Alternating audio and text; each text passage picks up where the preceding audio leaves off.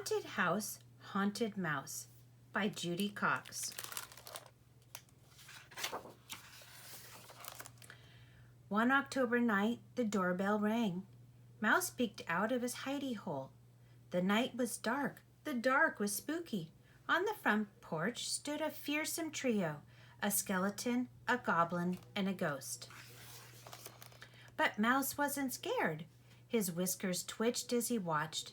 "Trick or treat," said the skeleton. "Trick or treat," said the goblin. "Tick or teek," said a little itty-bitty ghost, and she tripped over her sheet. The three held out their sacks. Dad plopped one piece of candy in each bag. "Thank you," called the kids. The ghost dropped her sack, and goodies spilled out. The mouse's mouth watered. Yum! He wanted trick-or-treat treats too. While everyone helped the ghost, Mouse scrambled into the trick-or-treat sack. Candy, more candy than Mouse had ever seen. Sour balls, gumdrops, lollipops, and chocolate bars. Mouse closed his eyes and inhaled deeply. His whiskers wiggled. He simply didn't know where to begin. He nibbled on this, noshed on that, until his cheeks were as plump as a chipmunk's. Just then, the bag swung high in the air. Where were they going? Mouse gnawed a peekaboo hole in the paper sack. Dark clouds flitted over the moon. Jack-o'-lanterns set beams of golden candle shine flickering across front lawns. Flocks of trick-or-treaters scurried from door to door. Mouse didn't see the candy leaking out, piece by piece, through the peekaboo hole. The sack swayed like a pirate ship in a gale. Mouse's tummy roiled. His head spun. Poor seasick Mouse. The next time the ghost dropped her sack, Mouse staggered out. Just then it started to rain.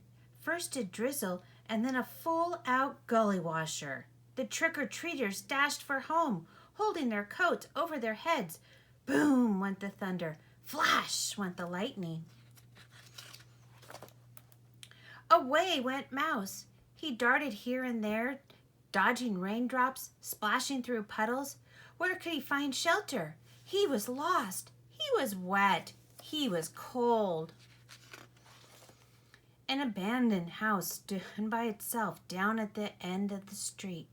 The door was barely open, just wide enough for Mouse. Lickety-split, he scampered inside. He didn't notice the sign on the front, "Keep out." The door slammed shut behind him. Was that the wind? Or was the house haunted? Mouse tiptoed down the hall to see what he could see.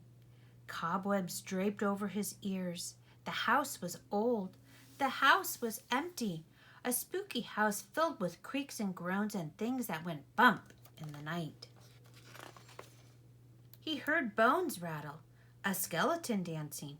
He saw eyes glimmer, a goblin prancing. A pale shape floated past. A ghost haunting? Mouse shook. Mouse shivered. Mouse shuddered.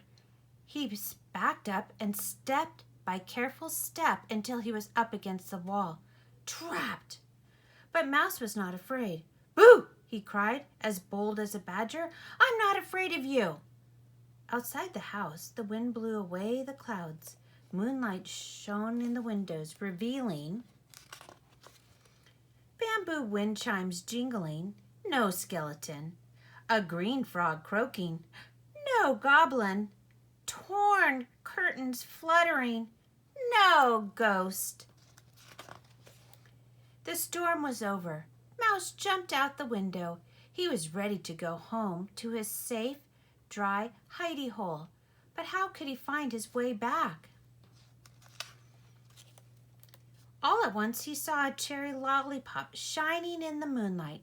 He picked it up. Further down the sidewalk he spied a sour ball. And under the street lamp he spotted a scattered row of candy corn. Piece by piece, he followed the candy trail all the way home. There in his hidey hole, he had a Halloween party of his very own. Good night, spooky night. Happy trick or treat. The end.